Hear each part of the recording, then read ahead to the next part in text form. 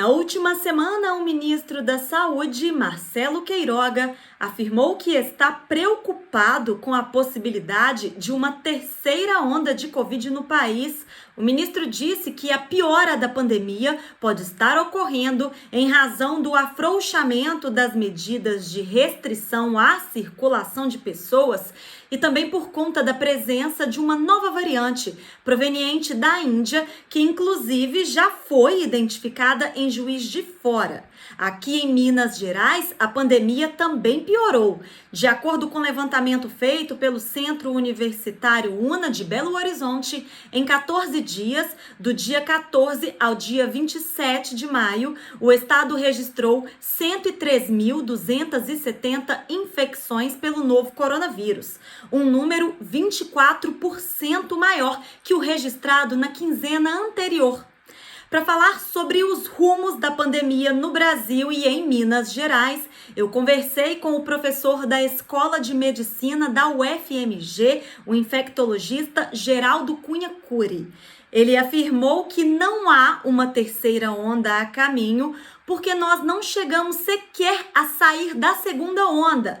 E disse ainda que a população não está se importando com a gravidade da situação. Veja. Existe um grande risco da epidemia se intensificar ainda mais no país. Mas não é uma terceira onda porque não saímos da segunda. Você veja bem, o número de casos aumentou esse ano em decorrência principalmente das festas de fim de ano, de Natal, né? Viagens que foram feitas no início do ano. Tivemos uma explosão do número de casos. Junto com isso acontece o quê? A gente tem uma explosão no número de pessoas nos hospitais e demandando pelas UTIs. E isso cria um caos, né, no SUS, no setor de fornecimento de atenção tanto hospitalar quanto ambulatorial, e tanto a atenção primária à saúde, né? Você tem um caos geral no sistema. Mas a onda, nós não temos o perigo ainda de entrar numa terceira onda, porque nós não saímos da segunda. Teve uma diminuição do número de casos, uma diminuição da demanda hospitalar, tanto de UTI quanto de leitos de enfermaria, mas isso não chegou num ponto baixo, porque onda o que é? Quando sobe e desce. A descida ainda não aconteceu, a descida começou a acontecer. E o que nós estamos temendo muito é que essa descida não venha a acontecer. Então, seria um repique dentro dessa segunda onda, aumentar ainda mais os casos, porque nós tivemos o Dia das Mães. Infelizmente, as pessoas, em geral, não estão acreditando, né, que isso gera problemas, né? E nós já tivemos, eu particularmente tive vários pacientes cujas mães morreram porque eles acharam que não tinha problema, ia lá só um pouquinho vê-la, isso foi no Natal, visitou no Natal e tal, e as pessoas podem adoecer e morrer. O professor ainda destacou que a vacinação é uma medida que pode conter o avanço da pandemia, mas que na falta de vacinas, as normas de segurança sanitária ainda são a melhor forma de prevenção. O que poderia melhorar essa situação, na verdade, seria a vacinação da população. E nós estamos numa campanha de vacinação que eu nunca vi. Olha que eu já mexo com serviço de saúde há muitos anos, sou professor da Faculdade de Medicina há muitos e muitas décadas, e nunca vi isso, uma campanha de vacinação onde nós não temos o principal, que é a vacina. Uma campanha de vacinação sem vacina. Então tem que restringe para os grupos, obviamente com toda razão, os grupos que estavam morrendo mais, né? E essa restrição sempre gera briga, gera dúvida, gera confusão, pela falta de vacina. Mas por que a gente não tem vacina? Né? Por que o Brasil vive hoje essa situação catastrófica da pandemia, com pessoas adoecendo e morrendo por falta de vacina? Porque as vacinas não foram contratadas o ano passado. O Ministério da Saúde deveria ter contratado essas vacinas. Contratar não é comprar, ele faz um contrato, se a vacina der certo, se for aprovada na Anvisa, ele compra. Mas isso não foi feito. Então, nós estamos agora correndo atrás de vacinas finalmente, né, o Ministério viu que precisa de vacina, só que não está achando aonde comprar, né? Então, tudo isso gera problemas, né? E nós vamos continuar ainda vivendo essa situação complicada até o fim do ano, na melhor das hipóteses, até o ano que vem, não se sabe, né? Então, tudo isso é problemático. Se não temos vacina, o que podemos fazer? Devemos nos perguntar sobre isso, né? Enquanto a vacina não chega no meu braço, o que eu tenho que fazer? Ou mesmo se a vacina chegar no meu braço, o que eu tenho de continuar fazendo? Eu tenho que continuar com as medidas que já estão sendo faladas há muito tempo, né? Uso de máscara, saiu de casa, pôs máscara. Distanciamento social, evitar aglomerações, né? Higiene das mãos, água e sabão sempre que possível. Se não tiver água e sabão, eu posso usar o álcool gel, mas preferencialmente eu lavo as mãos com água e sabão. Não é uma lavadinha rápida, não. É uns 20, 30, 40 segundos. É uma lavagem demorada das mãos. Isso, infelizmente, não tem sido feito. Assusta muito as pessoas que estão nas ruas sem máscara. Muita gente com a máscara no queixo.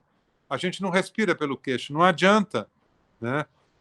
Conversando próximas umas das outras, o que é recomendado pela Organização Mundial de Saúde, 1,80 m uma pessoa da outra. Quem conversa com essa distância? De máscara os dois, quando não tem vacina. E o infectologista fez um alerta. Mesmo depois de vacinada, a pessoa deve continuar usando máscara. Ele também falou sobre os riscos de piora na transmissão da Covid com a chegada do inverno. E essa proteção não dispensa o uso da máscara, porque nós estamos aqui no momento da pandemia onde a gente tem pouca gente vacinada. Então, mesmo que eu me vacinar, eu tenho que continuar usando máscara para me proteger e para proteger os outros, porque eu posso pegar o vírus, como eu estou vacinado, eu posso não ter a doença, mas eu fico infectado com o vírus e passo para outras pessoas. Então, assim, é uma responsabilidade muito grande. No Brasil, a gente não tem muito, né, essa separação de estações, é tudo misturado e não temos muito frio, né? Mas o importante é ficar mais em lugar aberto, já é uma medida importante, né? Então, se o dia está fazendo frio, vamos fechar as janelas e tal. Não pode. Eu estou andando no ônibus, está fazendo frio, eu vou fechar a janela que eu estou com frio. Não deveria, porque se você fecha a janela dentro do ônibus, você aumenta a chance das pessoas se contaminarem. O professor falou também sobre as novas variantes do coronavírus e citou aquelas que já estão presentes aqui em Minas, incluindo a que veio da Índia. Ele explicou que ainda não se tem certeza se essas variantes causam uma piora da Covid no organismo, mas afirmou que elas se espalham mais rapidamente.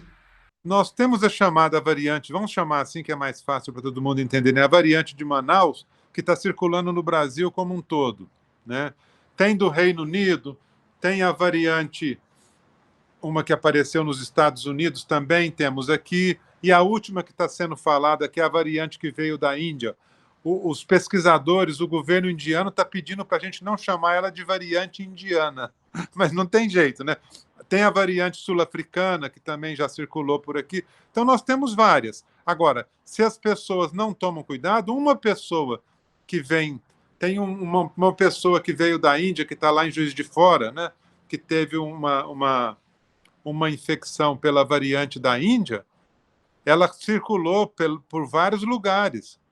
E aí, para passar de uma pessoa para outra, se é uma variante que se sai bem na multiplicação, logo, logo ela já começa a aparecer no estado. Então, esse cuidado inicial que tem que ser tomado é de evitar que novas variantes, que já fizeram um estrago muito grande em outros países, cheguem até nós. Por isso que você tenta cercar um pouco, fazendo exame das pessoas que tiveram contato, mas isso é uma coisa que geralmente tem pouco sucesso, embora deva ser muito feito. Como tem muita gente não se cuidando, ele vai passando de uma pessoa para outra, a cada pessoa que ele passa, ele multiplica milhões de vezes e a chance de aparecer uma variante é muito grande. Se essa variante tem condições de sair melhor do que a outra, ela passa a dominar o cenário, né? Então, no Brasil, nós tivemos uma variante que tomou conta do país quase todo, né, muito rapidamente, que provocou a doença em Manaus. Ela é mais infectante, né? Ela transmite mais fácil, vamos dizer assim. Agora, ela é mais produtora de doenças? Isso parece que sim, mas isso não se tem certeza ainda. O que se sabe é que ela passa mais fácil de uma pessoa para outra. E quando uma pessoa se infecta, uma coisa que é muito importante é a quantidade de vírus que essa pessoa teve contato para adoecer. Então, se eu estou de máscara, eu tenho contato com menos vírus.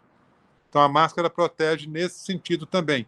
Então, a chance de eu ter a doença leve apenas é maior. Se eu estou sem máscara, o outro está sem máscara, dá uma tossida perto de mim, pronto. A quantidade de vírus que eu vou respirar é muito grande. Então, a chance de eu ter um quadro grave da doença é muito grande. Porque se sabe que a carga viral com a qual eu tenho contato, ela é muito importante na produção da doença, da gravidade da doença, melhor dizendo. Sobre a mudança no perfil dos pacientes graves de Covid internados nos hospitais, que são cada vez mais jovens, o médico afirmou que eles são os que menos se protegem. O que nós assistimos no ano passado, né, as UTIs eram quase que totalmente, né, ocupadas por pacientes mais idosos. E isso mudou muito agora, né? Você tem grandes percentuais de jovens na UTI. E isso tem muito a ver com o que eu tinha te falado antes, da questão de que o jovem, ele está lá no barzinho, ele está na festa que não deveria nem existir, conversando de perto, né? E aí o que, que acontece quando ele adoece?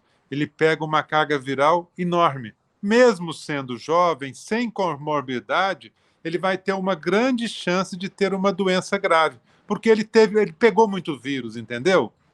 Então esse é o processo. E aí ocorre esse problema todo, né?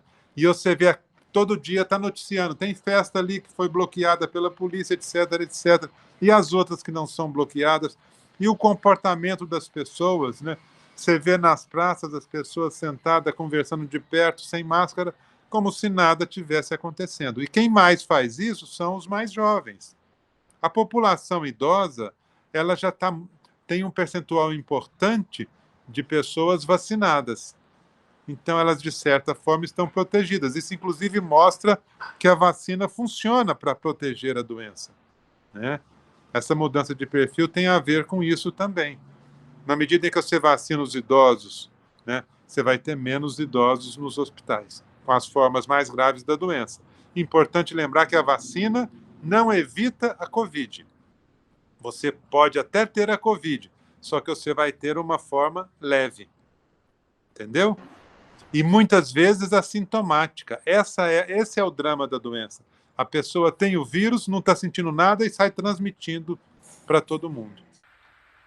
E a TV UFOP e a Rádio FOP continuam acompanhando a situação do novo coronavírus aqui na região. A gente pode voltar a qualquer momento com mais informações.